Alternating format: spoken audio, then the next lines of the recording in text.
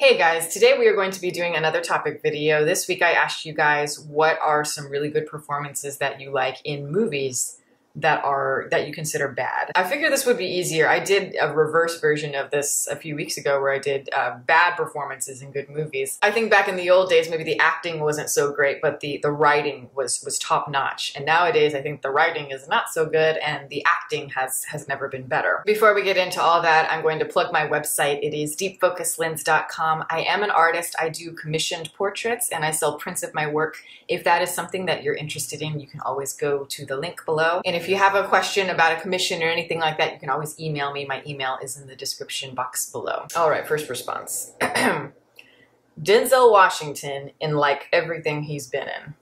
Okay, so that's exactly what I was just saying. I feel like there are certain actors who maybe were born in the wrong era. And I think that Denzel Washington has that kind of charisma of actors of the old period. He has more like that Burt Lancaster charisma, that Humphrey Bogart type of charisma. And unfortunately, I don't think that he ever quite found or didn't find many films that were really up to that caliber. I was actually watching scenes the other day from the movie Flight, which came out, I think, what was it, 2012?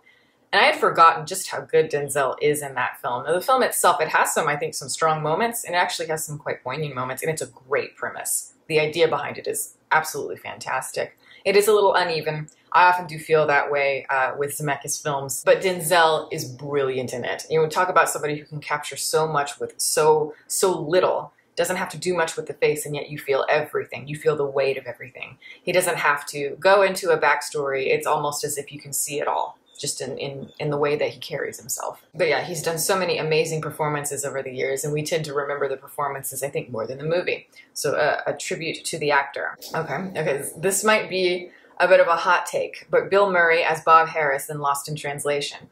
Although both lead performances in this film are subdued, Johansson's Charlotte comes off to me as sedate, bordering on inert, while Murray fully inhabits Bob's melancholy and gives the film a warmth and lovability I don't think Coppola would have achieved otherwise.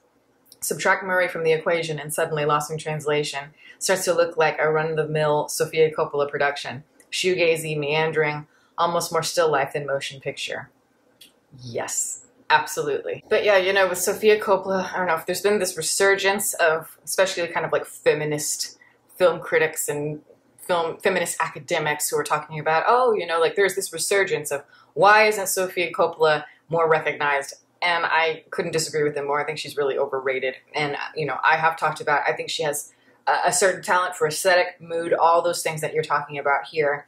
But when you subtract certain things from the equation, there's really not much there. I think she'd be better off shooting more like Chanel perfume ads for like French television than actual movies. I just, you know, I feel like most everything she does is really half-baked. And Lost in Translation, though I haven't seen it in years, I have a feeling I would feel the same way about it. You know, I know what she's going for, but it's not really translating in the way that it did with certain films of the 70s and the 80s. She's trying to capture a sort of French New Wave quality there, but it lacks a lot of the wit of those. But yes, Bill Murray is absolutely astounding in the film, and what is so brilliant about him is, yes, it's that deadpan. It's that kind of Buster Keaton sort of delivery. I say delivery as though Buster Keaton spoke, but you know what I mean? He had a very deadpan look about him. He didn't have to ask for a laugh. And I feel like Bill Murray never has to ask for a laugh. He's just funny. And it's so effortless. And he captures the melancholy of this character. I think it's a beautiful performance. And yes, as usual, I'm not a fan of Scarlett Johansson. I don't think she's a natural actress. And you know, I don't think she captures, or I should say, I don't think that she really has an understanding of the characters that she plays, including this one. I know she was very young. So she has gotten better, I will say. Over time, she has won me over little by little. Certain performances I really like of hers. I certainly liked her in Marriage Story, but yeah, in terms of this film, Bill Murray, it's his movie all the way. Guess I'll have to be the one to say it. Ewan McGregor in the prequels. Yeah, so obviously, with George Lucas dialogue, it's going to be really hard to work with. I mean, even if you're Daniel Day-Lewis, I think you're going to struggle. And George Lucas, of course, got a lot of actors who are very acclaimed or people that are very well known. And even with them, unfortunately, he just, you know, they couldn't bring the dialogue to life. It's still extremely wooden, and it was just really, really bad. You know, look at Natalie Portman in the film. She's terrible. Samuel Jackson is terrible as well. Hayden Christensen, pretty much everybody is terrible. Liam Neeson is pretty good. But I really think that Ewan McGregor is kind of the only person here who I felt honored their original character quite well. And they're pretty consistent in the 3 movies. I was a little concerned with Phantom Menace because there really wasn't much to go by. You know, Obi-Wan Kenobi in that film is just kind of there. He doesn't have much to do, so I wasn't sure exactly where he was going to take the performance. But by the second one, I think he really captured the Alec Guinness spirit. And, you know, he made Obi-Wan Kenobi quite likable. And I was kind of surprised. I didn't expect Ewan McGregor to be the one to do that, but, you know, I think he's good. Heath Ledger in The Dark Knight. I honestly think the movie is one of the most overrated movies ever. His performance single-handedly keeps it afloat. I wouldn't say it's one of the most overrated movies, but it's certainly a very overrated movie, in my opinion. I reviewed this movie a year ago, so I would just advise you to go watch that because I really go in depth about, you know, why I don't care for Christopher Nolan's particular portrayal of the DC universe and Batman in particular. But yeah, Heath Ledger saves it single-handedly. Without him, I think the film kind of falls apart. It's very well shot and very expensive, and, you know, there's some very impressive things in it, of course, but overall, the story is just kind of a mess, and it's clunky, like a lot of Nolan movies that rely too heavily on exposition. The script also was really ambitious. I think it's too ambitious. There's too much going on here, and it doesn't allow for real character development to happen with characters I would have liked to see that development from. But yeah, you know, I think Heath Ledger, what he's doing, and, you know, they all knew it at the time, even while they were shooting the film, he was doing something that was next level. You know, he was so young, and yet he had this amazing grasp on the character, this relentlessness, this fearlessness. Like I said, I really don't like the dialogue in this film, and yet somehow when Heath does it, it's just mesmerizing. I really think that what he was able to do here was an absolute revelation. Everybody else is here in this movie, and he's way up here. He's very aware, it seems. Like he has a certain perspective. He is much better than the film that he is in.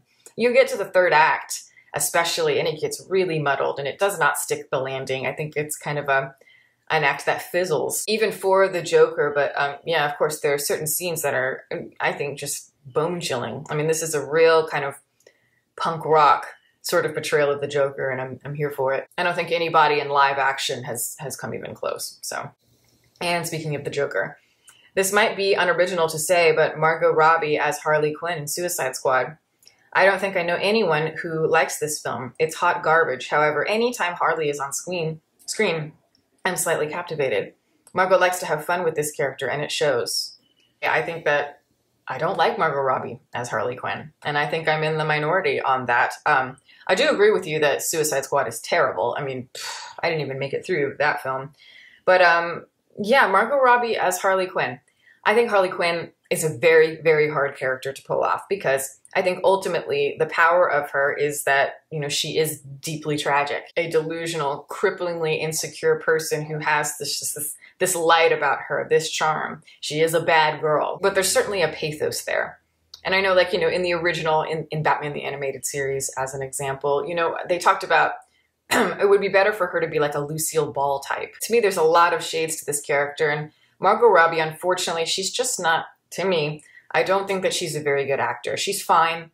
You know, she can do her job, but it's very surfacey. And with Harley Quinn, you know, she's doing what she thinks is cool and quirky and charming, but it's very like, you know, check things off a box. It doesn't feel like she internalized anything and really found the rawness. Nothing that Margot does ever feels organic for me. It always feels like she's putting on a performance. There's never a moment where she disappears and I feel a sense of the character. You know, I saw Tanya as an example, and, you know, again, biased because of the figure skating, but you want to talk about somebody who had no comprehension of Tanya Harding. But, you know, again, she's gorgeous. She looks like an old movie star, Grace Kelly type, the glamour. And, you know, naturally, I think that's a huge reason why she's very successful. Again, not a bad actress, but I've never understood really the appeal there other than the beauty. I think there are a lot of really talented actors who would work better for Harley Quinn. And I don't actually think that Harley Quinn should be a real beauty. I see her more as somebody who's cute and perhaps charming at times and quirky.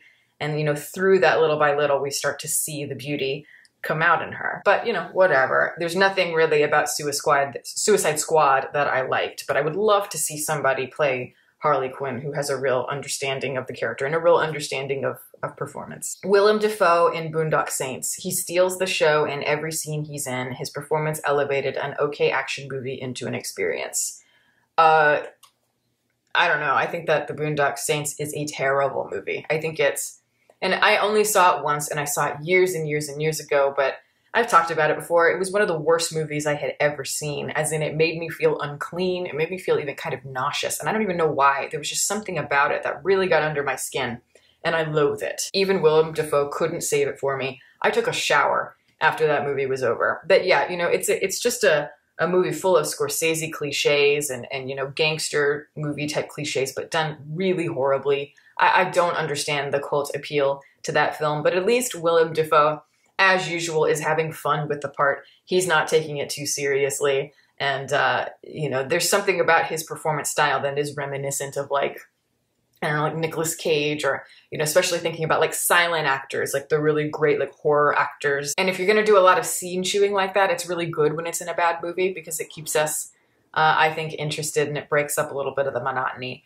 But yeah, I love Willem Dafoe. You know, he's always interesting. He's always, either he's over the top or he's really naturalistic, and he can do everything. He's wonderful. And that is the video. Thank you guys so much for watching. We will do another topic video soon. If you look over here, you will see my Patreon supporters. Thank you guys so much for everything that you do. If you are interested in becoming a patron, the link for that is below, as well as all of my social media information. You can watch more videos here, and you can subscribe if you'd like. Catch you next time.